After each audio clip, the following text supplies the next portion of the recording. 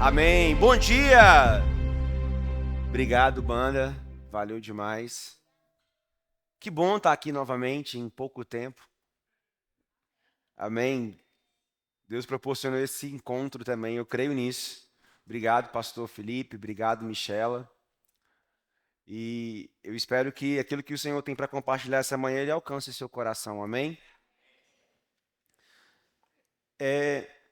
Deus colocou uma mensagem no meu coração.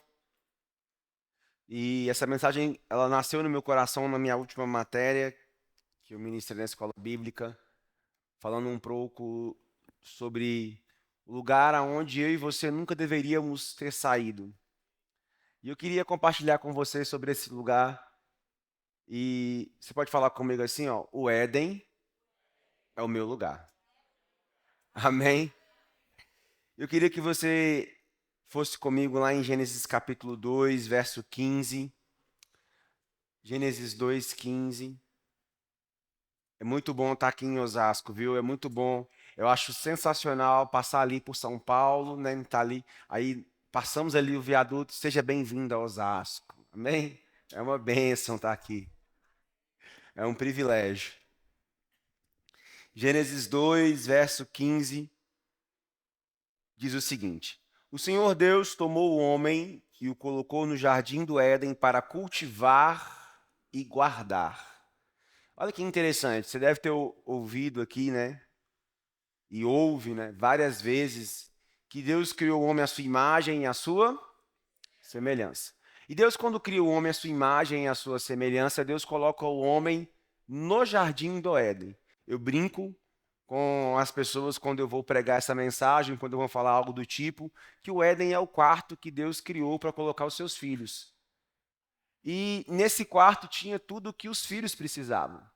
E Deus dá uma orientação para eles que é cultivar e guardar. A palavra cultivo, ela está ligada também a gerar cultura. Quando se fala de cultivar a terra, não está somente ligado ao serviço braçal, de lançar a semente, regar a semente, trabalhar, plantar, faz parte. Mas quando você vai estudar a palavra cultivo, ela está totalmente ligada a uma cultura que o homem deveria estabelecer na terra.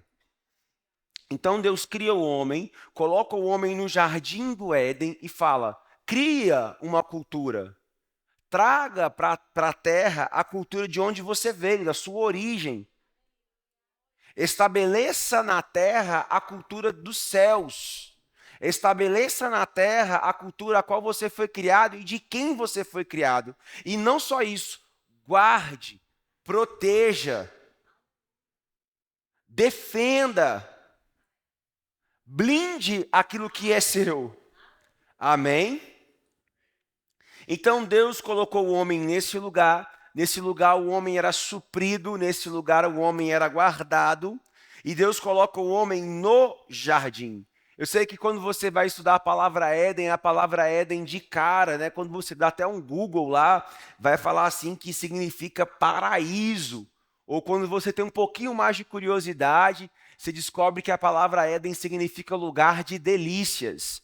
Mas quando você decide, né, desmembrar toda a palavra Éden significa lugar de prazer, lugar de redenção, lugar de satisfação, lugar de realização. Éden significa ambiente preparado para ter prazer, satisfação e realização. Olha que interessante. Então Deus cria o homem, coloca o homem no Éden, e nesse ambiente que Deus coloca o homem, Deus coloca ali prazeres, Deus coloca ali realização para esse homem, e Deus coloca ali satisfação para ele. Então é por isso que pós-queda, o homem ainda está buscando as mesmas coisas. É por isso que pós-queda, o homem está buscando, e a busca dele é por isso, prazer. A busca dele é por quê? Por satisfação. A busca dele é por quê? Por realização. Ele foi criado nesse ambiente. Sabe, essa mensagem ela perpetua a minha vida durante anos, porque é o que Deus quer sinalizar para o homem o tempo todo. Olha, você foi criado nesse ambiente e você vai passar a vida inteira buscando essas coisas. A questão é, onde você busca? Porque não tem como, faz parte do seu DNA. Faz parte daquilo que você é. Agora a pergunta que eu faço para você essa manhã é: onde você tem buscado prazer? Onde você tem buscado realização? Onde você tem buscado satisfação? Tem uma frase que, de vez em quando, a minha esposa fala comigo, ela fala assim: você tem que lidar com as suas frustrações. E é verdade. Porque talvez se você está buscando no ministério realização, satisfação e prazer, você vai ficar bem iludido. Porque nem sempre você vai encontrar prazer, satisfação e realização no ministério. Se você estiver buscando no casamento o tempo todo prazer, realização e satisfação, você vai ficar bem frustrado, porque nem sempre no casamento vai ter prazer, nem sempre você vai se sentir realizado e nem sempre você vai se sentir satisfeito. Se você está buscando no trabalho, no intuito de ganhar muito dinheiro, de trabalhar muito para conquistar o famoso carro ou a famosa casa, no final das contas você vai compreender que o carro não te satisfaz, a casa não te realiza e o prazer dela é momentâneo. Então a questão não é não ter prazer, não é não ter realização, não é não ter satisfação, é onde eu busco prazer, onde eu busco satisfação, onde eu busco realização. Porque esta é uma busca de um coração que foi caído no Éden, um coração que foi criado nesse ambiente perfeito, um coração que foi criado nesse ambiente onde a fonte do prazer é Deus, onde a fonte da realização é Deus, onde a fonte da satisfação é Deus. Mas quando o pecado entra, o homem perde acesso a Deus e agora o homem vai buscar outros Édens, na intenção de resolver o seu problema. E o resultado? Nós não damos conta. Quando você abre em Gênesis capítulo 3, vai comigo lá. Gênesis 3, versículo 6.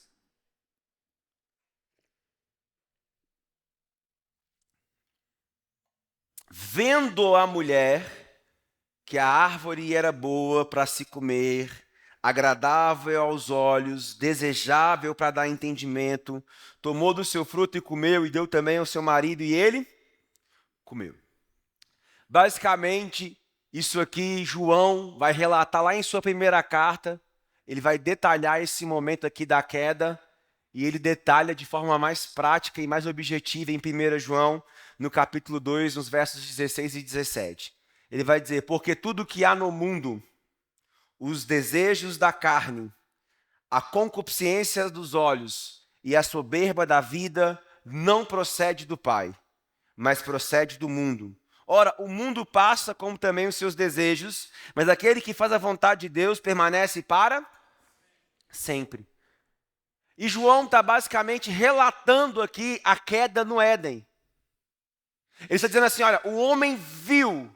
Porque ele viu, ele tomou posse. Porque ele viu, ele quis. Porque ele viu, ele falou que dava conta. Porque ele viu, ele comeu do fruto. Agora, talvez você não possa prestar atenção nisso. A única orientação que Deus dá a Adão e a Eva era não comer da árvore do conhecimento do bem e do mal. Ou seja, o homem tinha acesso a comer da árvore da vida. O homem podia comer da árvore da vida, podia se deliciar do fruto da árvore da vida. Ele não poderia comer da árvore do conhecimento do bem e do mal. Agora, uma outra pergunta que eu faço para você essa manhã. Eu preciso experimentar o mal para saber que ele é mal? Eu preciso matar alguém para compreender que eu não devo fazer isso? Não.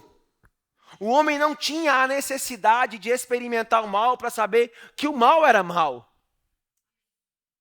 Mas vendo, desejando, obstinação, teimosia, eu quero, eu vou fazer. Ele corrompeu todo um sistema. Ele corrompeu todo um plano. Agora, talvez você nunca prestou atenção nisso, eu quero chamar sua atenção aqui essa manhã. A Bíblia fala que Eva foi enganada, mas a mesma Bíblia deixa claro que Adão comeu consciente. Sabe o que eu acho interessante? Eva pecou primeiro que Adão, sim ou não? E Deus não chama o pecado de Eva. A Bíblia não relata, olha, o pecado de Eva. A Bíblia fala o pecado de Adão. O pecado daquele que tinha o governo, o pecado daquele que tinha a autoridade, que deveria zelar pela sua esposa, guardar por ela. Ele pecou, porque ela foi enganada, ele comeu consciente. Basicamente um sinal de rebeldia.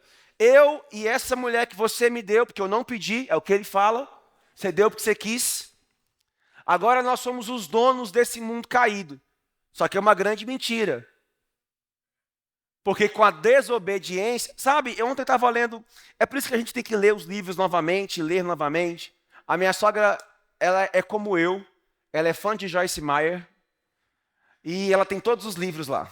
E eu falei assim, eu sabia que ela tinha, eu falei assim, sogra, você tem aí o campo de batalha da mente? Ela falou, tenho. E eu abri numa página que eu queria ler, que era uma mente duvidosa. Tinha a ver com a pregação de ontem. E aí Joyce trouxe, né, no original da palavra, e eu tinha me esquecido disso, sobre dúvida. Ela falou assim, sabe o que é dúvida? É oscilar em dois caminhos. É estar dividido. Estou na igreja, estou no mundo. Amo o Senhor, me envolvo com o pecado. É basicamente isso que ela quis dizer. Isso é uma mente que duvida, que oscila. E sabe o que é descrença? Desobediência. O original da palavra incredulidade está totalmente ligado à palavra desobediência. Adão e Eva, não crendo, desobedeceu. Oscilou em dois caminhos. Duvidou. E comeu do fruto do conhecimento do bem e do mal. Agora, esse casal que foi criado debaixo desse ambiente é convidado a sair desse ambiente. E quando eles saem desse ambiente, a problemática se instala no mundo. Sabe, eu estava vendo estudando, porque liderando com jovens, eu parei para ver um podcast de uma pessoa que trabalha com questões de sexualidade humana, e ela falou algo que eu fiquei pensando. Confesso para você que eu fiquei pensando e eu quero te fazer pensar também. Ela falou que estava pregando numa igreja no interior da Bahia, de uma amiga, uma igreja parceira, e que uma das líderes daquela igreja que ela conhece, que tinha uma filhinha que ela acompanhou a menina crescendo a vida inteira, ela falou que essa menina, né, que foi criada na igreja, envolvida na igreja, cresceu na igreja, adolescência na igreja, e início da fase adulta na igreja, chegou para a mãe e falou assim, eu estou apaixonada por outra menina. E a mãe ficou muito mexida com aquilo, porque a filha foi criada dentro da igreja, a filha ouviu a palavra, a filha ia para os cultos, a filha participava dos congressos de jovem, a filha era envolvida. E chegou para essa missionária e falou assim, você pode conversar com ela? Ela falou assim, olha, se ela quiser conversar comigo, eu converso com ela. E a missionária foi conversando com a menina. E a menina bem naturalzona, não, eu não vejo problema algum, é amor, Deus é amor, Deus ama, Deus quer, tá tudo certo. E ela foi conversando com a menina, foi percebendo algo. E ela falou assim, mãe, eu já entendi o que aconteceu com a sua filha. Ela me conta, ela só frequentava a igreja, nem nascida de novo ela é. E a mãe falou assim, como assim? Ela falou assim, porque eu nasci de novo, quando está no pecado, a consciência dele acusa. Essa menina nem experimentou. O problema dela não é a outra menina ainda. A outra menina é só uma resposta ao não novo nascimento. E aí, essa missionária falou assim: que tipo de culto vocês estão realizando aí semanalmente? E a mãe ficou calada, guardou o coração. E aí, essa missionária fez a seguinte pergunta para a mãe: e se fosse um menino, você me procuraria? Aí a mãe: eu acredito que não. Mas ela falou assim: só que a sua filha estaria no pecado do mesmo jeito. A sua filha poderia até mesmo perder a virgindade ou engravidar antes do tempo e ela poderia romper planos de Deus para a vida dela do mesmo jeito. E aí a pergunta que ela fez é: qual é o ambiente de culto que você está vivendo? Sabe, essa pergunta mexeu comigo. Se nós fomos criados para dar glória a Deus, e se Deus nos criou nesse ambiente de prazer, realização e satisfação, será que quando eu subo aqui na plataforma, eu falo mais de realização própria, prazer próprio, satisfação própria, ou eu falo mais sobre a satisfação de Deus para a minha vida, a realização de Deus para a minha vida, a vontade de Deus para a minha vida? Aonde estão os meus olhos? Será que eu tenho Jesus como que vai resolver os meus problemas ou Jesus como é o meu Senhor e Salvador? Sabe, eu tenho que começar a pensar um pouco sobre isso. Eu tenho que começar a analisar um pouco o cenário. Será que eu tenho Jesus para ser o que vai me dar o carro novo? Muito obrigado, você me deu o carro novo. O Jesus que vai me dar a casa própria? Muito obrigado pela casa própria. O Jesus que trouxe cura ao meu corpo? Muito obrigado. Será que eu tenho Jesus como garçom ou como Senhor? Será que eu não estou trocando a ordem dos fatores aqui? Trocar aqui vai alterar muito o produto. Ele é o dono, ele é o Senhor. Não estou dizendo também que Deus não possa abençoar você, porque Ele quer, Ele é bondoso, Ele é zeloso, Ele quer prosperar você sim. Ele quer que você tenha uma boa casa, tenha boas estruturas, tenha um bom dinheiro na conta, porque se o seu coração estiver correto, o reino se expande, a mensagem vai longe. O problema não é ter as coisas, o problema é as coisas terem a gente. Então, onde estão os nossos olhos? Em qual é o nosso ambiente? Éden não está ligado a uma satisfação própria, e sim a gerar uma cultura dos céus. Isso é o Éden. O Éden não é só um lugar físico. Talvez você encare o Éden como um lugar físico, como um paraíso, que tem um leãozinho que come grama, a ovelha. Não, não. Éden não é só um lugar físico. Éden remete a um ambiente ideal para o homem viver. Um ambiente onde Deus planejou colocar um homem. Um ambiente onde Deus pensou no homem. E o homem decide romper com esse ambiente. E aí a busca, meu irmão, pelo Éden é desenfreada. E é tão interessante essa questão, porque a sua história começa num jardim. Você e eu começamos a ser resgatados num jardim. E no jardim que nós vamos ser resgatados, não é tão prazeroso como o Éden. O jardim em que eu e você vamos começar a ser resgatados, não tem tanta satisfação como tem no Éden. O jardim que eu e você vamos ser resgatados, começarmos a ser resgatados, não tem tanta realização. É o jardim do Getsemane. E nesse jardim, o nome que dá para ele é do azeite espremido. É o jardim da pressão. É o jardim da angústia. É o jardim aonde Paulo, sabiamente comparando Jesus como o segundo Adão, ele diz, ele não pecou. O primeiro Adão, colocado num ambiente de satisfação, prazer e realização, pecou. O segundo Adão, debaixo de um ambiente de pressão, angústia e dor, não pecou. E qual é a resposta que ele me dá? Não é o lugar, é quem está comigo. Não é sobre um lugar geográfico. É sobre quem está comigo naquele ambiente. É a compreensão de... Sabe, Éden nunca foi só um lugar geográfico. Éden sempre... Eu creio que é um lugar geográfico. Mas não é somente um lugar geográfico, é a mensagem ideal, é o lugar ideal, é o lugar onde Deus colocou o homem e preparou tudo para o homem, para que o homem pudesse viver plenamente. Mas sabe, a resposta que Deus dá ao homem é enviando Jesus, e quando Deus envia Jesus, que também era homem, que também padeceu, que também sofreu, ele começa a resgatar você e a mim num jardim, e nesse jardim não é tão prazeroso, nesse jardim não é nada tão fácil, pelo contrário, ele sabe o que ia acontecer, ele sabe o rompimento que ia ter, mas ele decide pagar o preço, ele decide morrer na cruz, ele decide olhar para você, ele decide olhar o fruto do seu penoso trabalho e se alegrar. Eu creio que Jesus na cruz olhou para Osasco e viu você, olhou para a sua vida e te viu aqui hoje sentado. Aleluia! E é tão fantástico isso, que pela obediência de Jesus, nós voltamos para um jardim.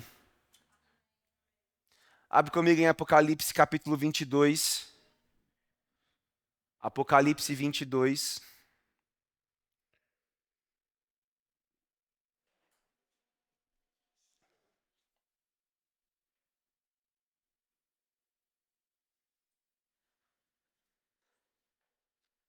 Verso 1. Então o anjo me mostrou o rio da água da vida, brilhante como um cristal que sai do trono de Deus e do Cordeiro. E no meio da praça da cidade, de um e de outro lado do rio, estava a árvore da vida, que produz 12 frutos, dando seu fruto de mês em mês. E as folhas da árvore não são para a cura dos povos. Nunca mais haverá qualquer maldição. Não estará o trono de Deus e do Cordeiro. Os seus servos os adorarão.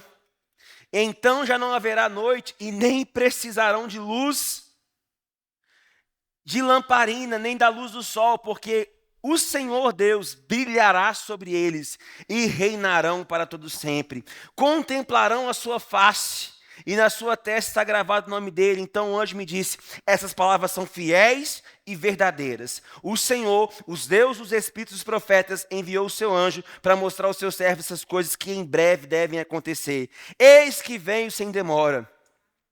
Bem-aventurado aquele que guarda as palavras da profecia desse. Então há uma promessa. Qual é a promessa? Um dia o Éden foi tomado de você, mas pela obediência de Jesus, ele te devolve esse ambiente. E um dia ele vai te devolver para esse ambiente fisicamente, geograficamente. Mas pela obra de Jesus na cruz, você já está nesse ambiente. Agora, o que nós temos que começar a compreender é que uma vez que nascemos de novo, não nascemos para nós mesmos. Uma vez que nós nascemos de novo, não nascemos para a realização própria. 2 Coríntios 5,14 vai dizer assim, ó, o amor de Cristo nos constrange. E eu sei que, de forma natural, nós temos a tendência de dizer assim, o amor de Cristo me constrange, estou envergonhado, fiquei tímido, fiquei receoso com aquela situação. Mas constrangimento ali não é isso. Constrangimento ali é impelido, é apertado. A ideia de constrangimento ali é apertado ao ponto de fazer a vontade de Cristo. E Paulo vai dizer, o amor de Cristo me constrange, o amor de Cristo me aperta. Julgando, pois, isso, que o amor de Cristo me constrange e me aperta, eu, Rafael, não vivo mais para mim mesmo. Então eu vou dizer de novo. Eu, Rafael, não vivo mais para mim mesmo. O amor de Cristo está me constrangendo, está me impelindo, eu não faço mais a minha vontade. Eu quero fazer minha vontade? Eu quero. De vez em quando eu faço o que eu quero? Eu faço. Deveria? Não deveria. Porque não é mais a minha vontade. Uma vez que eu nasci de novo, a vida que agora vivo, ele vai continuar o texto, eu vivo para Cristo. Eu vivo para a glória de Deus. E eu quero abrir aqui um parênteses nessa pregação, abrir aqui um espaço nela. Isso me faz pensar em algumas coisas. A primeira delas é quando o líder de área, você que está aqui servindo na igreja, envolvido com a igreja, servindo em qualquer departamento, na mídia, no diaconato, no culto de mulheres, nos jovens. E aí o líder de área chega para você assim e fala, então, nós precisamos fazer isso, como é que está o seu tempo, como é que está a sua agenda, como é que está a sua vida. E eu percebo que hoje, os pastores e os líderes têm que fazer isso aqui para você se envolver. Para que a igreja possa se envolver. Porque você está muito ocupado. São tantas coisas para você fazer. Sabe, tem um cachorro para dar a comida, tem um trabalho que demanda muito, né? E ainda temos uma boa desculpa como crentes. Eu tenho família, eu tenho filhos, tenho esposa. Só que quando eu chego em casa, fica no Netflix, a esposa fica no quarto e os filhos no celular. Mas é a boa desculpa que damos. Porque, afinal de contas, o que você fala é, eu tenho uma vida. E eu te pergunto, que vida? Você não tem. Você tinha uma sobrevida quando não tinha Cristo. Você sobrevivia. Agora que você nasceu de novo, a zoe de Deus, a vida de Deus, habita em você. Então agora a vida que você tem é dele. E tudo que você faz deve ser para a glória dele. Talvez nós não damos conta ainda de colocar tudo para a glória dele. Porque estamos vivendo de fé em fé, de glória em glória, até a estatura de varão perfeito. Se você chegou lá, você está aqui passando do tempo, tem que ser arrebatado logo. Você já está vencido aqui na terra. Mas, enquanto isso não chega, você tem que compreender que você deve dar uma resposta a essa vida que opera em você. Você deve dar uma resposta a esse poder que opera dentro de você. Porque hoje, Deus te criou novamente para esse ambiente. Então você, como filho de Deus, nascido em Deus, recriado em Cristo, você tem a capacidade e a habilidade e o dom dos céus para viver novamente com prazer da forma certa, com satisfação da forma certa, se sentindo realizado da forma correta. Porque agora, novamente, a fonte é Deus. E você percebe que a fonte sendo Deus, nada mais satisfaz você.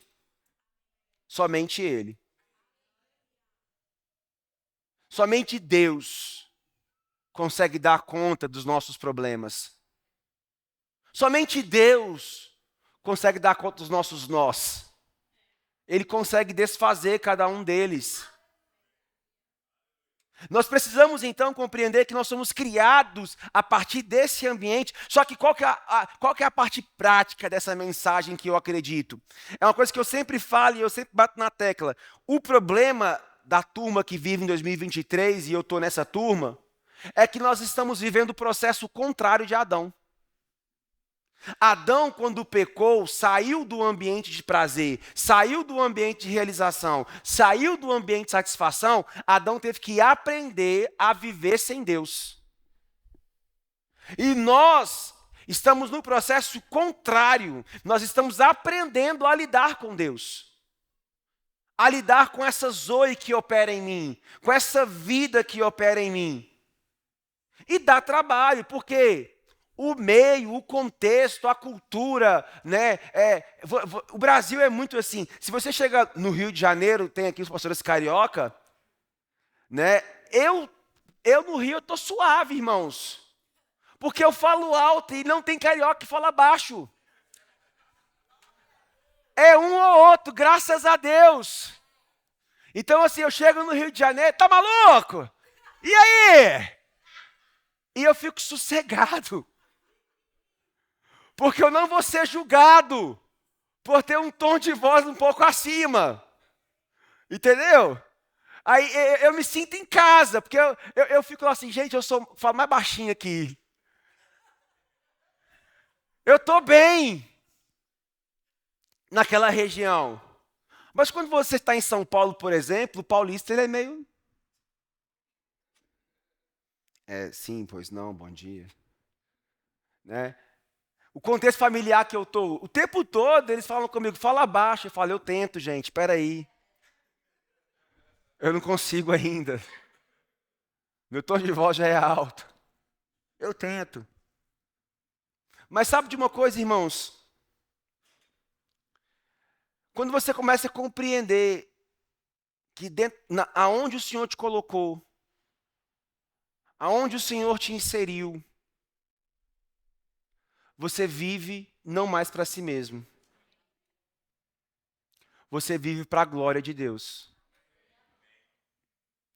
Você vive para dar glória a Deus. Quando você vai estudar o tabernáculo de Moisés, você percebe que Deus ali mostra para Moisés um modelo dos céus. E fala assim, olha, Adão perdeu isso aqui. Adão perdeu o quê? A minha presença. E de forma temporária, a minha presença vai habitar numa arca de ouro, porque ali naquela arquinha de ouro é um sinal, é uma mensagem que eu estou dando para você. Adão, humanidade, que Adão e Eva perderam isso. Mas aquilo que eu prometi para Adão e Eva vai voltar. Vai chegar um dia que a minha presença não vai estar mais numa arca de ouro. Vai voltar a habitar dentro de você. E você vai ter que aprender a lidar com essa presença. Você vai ter que aprender a valorizar essa presença. Isso é tão forte e é tão verdadeiro que quando você vai estudar o tabernáculo, passa-se os anos, passa-se o tempo, o povo de Israel está envolvido com o tabernáculo.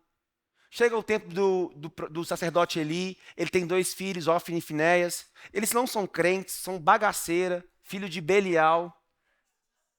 São satanás da terra, aqueles 2. Ao ponto de levarem prostitutas para o tabernáculo e prostituírem com elas ali. E aí a Bíblia fala que eles pegam a arca, Ofni e Finéias, e levam para a guerra, e a arca some. Eles usam a arca como um amuleto e a arca fica 60 anos fora de Israel. Mas sabe o que é o doido da história? Não é a arca ir embora. Já é maluco demais. O doido da história é o povo de Israel manter o culto. Manter o sacrifício. Manter todo o aparato. Mas o símbolo da presença não está lá mais. O símbolo da presença já foi embora. A glória foi, mas o culto foi mantido. Um culto sem relacionamento, um culto sem vida, um culto somente com sacrifícios. Mas o símbolo da presença não está ali mais. Sabe, trazendo para dias atuais, nós podemos fazer igual o povo de Israel. Não valorizar a presença. Ao ponto de fazermos cultos sem relacionamento. Cultos sem devoção. Cultos sem entrega. Ao ponto de entrarmos na satisfação própria. E dizer assim, eu estou agradando a Deus. Não, não. O homem não é o centro do evangelho. Cristo é o centro do evangelho. Não mudou. Nós temos que ter uma vida de expressão a Deus. Qual ser grato? Sim, eu sou justo. Graças a Deus que eu não sou o pecado que eu cometi. Graças a Deus que eu não sou o meu passado, nem você é. Graças a Deus que não estamos mais no passado, tem um futuro brilhante nos esperando. Mas sabe de uma coisa? Isso tem que ser tão gratificante, tem que me envolver tanto que Deus, obrigado. Porque você quis. Eu sou justo porque Jesus morreu. Eu sou santo porque Jesus morreu. Eu tenho acesso a Ti novamente, Pai, porque Jesus morreu. A morte que era minha, a dívida que era minha, Jesus pagou. Isso tem que ser uma resposta a essa vida que opera. Sabe, nós estamos às vezes um pouco viciados demais em ter cultos que falam da resolução dos nossos problemas. Esses dias meu pastor falou algo na conferência de jovens que eu falei assim, uau, eu creio muito nisso. Ele falou, nós temos que compreender que a fé, ela não deve ser usada somente para adquirir coisas. A fé é o meio do relacionamento com Deus. Eu não uso a fé somente dinheiro vem. Eu não uso a fé somente para crer no impossível e ver, e eu de fato eu posso crer, eu de fato eu posso ver. Mas eu compreendo que a fé é o veículo do relacionamento. É o veículo da comunhão. Pela fé eu me aproximo de Deus. Esse aproximar é se relacionar, crendo que Ele existe. E eu não foco que Ele é o galardoador. Amém? Eu foco que Ele existe. Eu foco que eu me aproximo dEle. Eu foco agora com essa mentalidade. Ele é tudo que eu preciso. Ele é a minha realização. Sabe, uma palavra que tem que começar a fazer parte do nosso contexto é uma palavra chamada contentamento. Não estou dizendo que você tem que se conformar. Contentamento é totalmente diferente de conformidade. Eu não estou satisfeito e eu não estou conformado com algumas coisas da minha vida em todas as áreas, financeira, emocional, familiar. Eu acredito que tem muita coisa para melhorar em todas essas áreas. Familiar, financeira, ministerial. Eu acredito que tem tudo tem coisas para poder, mas eu preciso também ser contente. Contente com aquilo que eu estou vivendo hoje.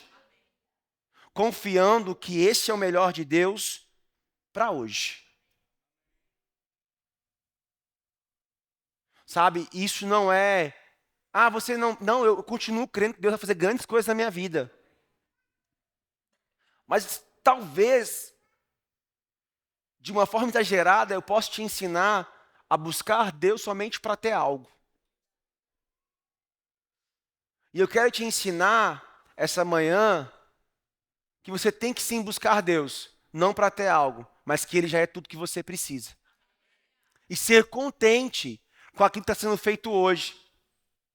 Porque o que vai chegar amanhã vai ser só um plus, só um a mais, e não vai mexer com você. Não vai alterar você. Se tem alguém que te conhece, é o fabricante. Talvez algumas coisas na sua vida ainda não aconteceu, porque talvez você não tem maturidade para lidar com isso. E se acontecer agora, é perigoso você, dar uma desviadinha, olhar para um lado, olhar para o outro, sair fora. Então Deus só está ajustando algumas coisas. Não é que Ele é mau, não é que Ele não quer te abençoar, não é que Ele não quer fazer.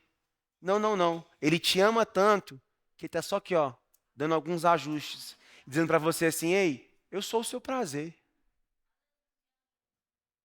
Eu sou a sua satisfação. Eu sou a sua realização. Sabe uma coisa que eu tenho orado? Eu percebi de um tempo para cá, tem pouco tempo para cá. Observando alguns cenários, eu falei assim, Deus, eu, Rafael, tenho meu pastor presidente. Eu, Rafael, posso levar algumas demandas para o pastor Anderson. Posso levar outras demandas para o meu líder de área, que é o pastor Júlio. Se for necessário, posso conversar com a diretoria do meu ministério. Que bênção. Aí a pergunta que comecei a fazer, e quem que o pastor Anderson tem? Quem é o amigo dele? Quem o ajuda? Quem o pastor Felipe tem como pastor presidente? Quem o pastor João Duí tem como pastor presidente? E o Senhor começou a mover a minha vida em oração por essas pessoas, pelos pastores presidentes. Quem eles têm para supri-los, ajudá-los, conversar com eles? E aí, tudo bem com a família? Você concorda comigo que não dá para o pastor Felipe, não dá para o pastor Anderson, não dá para o pastor João Duí. Não é que ele não pode, não é questão de orgulho, nada disso. Chegar para mim e falar tudo. Alguma coisa ou outra pode ser compartilhada. Mas, às vezes, escancarar o coração não vai dar certo. Por quê? Está numa posição de autoridade diferente da minha.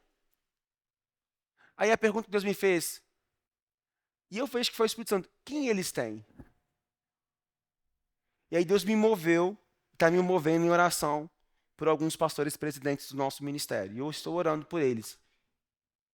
E isso surgiu aonde? Quando eu comecei a tirar os olhos de Deus como aquele que pudesse resolver todos os meus problemas, porque é uma tendência que nós temos. Levamos para Deus tudo que nós queremos, porque queremos que Ele resolva tudo. E aí, a partir do momento que comecei a compreender que Deus não tem que só resolver os meus problemas, mas que eu posso devotar a Ele, que eu posso adorá-lo, que eu posso me render, que eu posso crer que Ele é bom. E ali, Deus vai me dando demandas que estão no coração dele. Ele dizendo, filho, a sua vida é importante, não é? Mas a vida de fulano também é. E sabe de uma coisa, meu irmão? Quando nós entramos nesse ambiente, vamos ser menos egoístas, vamos pensar menos em nós mesmos, vamos começar a compreender o valor do outro, a compreender que o Evangelho não é sobre a nossa vida, e sim sobre tocar e abençoar a vida de outras pessoas. E a nossa mente parece que dá uma virada. E a gente começa... Olha que doido isso. E eu te garanto, você vai ser mais feliz do que você é hoje. Você vai ser mais realizado do que você é hoje. Porque uma pessoa, quando cumpre o seu propósito, seja orando, pregando, ensinando, ajudando outras pessoas, ela se sente muito mais feliz do que vivendo para si. Então, é o que Deus quer fazer comigo, com você essa manhã. Ele quer nos puxar para esse ambiente, aonde você tem essa consciência. Qual consciência? Jesus é o seu Éden. Jesus é o lugar da sua realização. Jesus é o lugar da sua satisfação. Jesus é o lugar onde você se sente completo, satisfeito, abastecido. Queria que você fechasse um pouco os seus olhos. Você que é batizado no Espírito Santo, eu queria que você orasse um pouco em outras línguas. O irmão do teclado pode subir?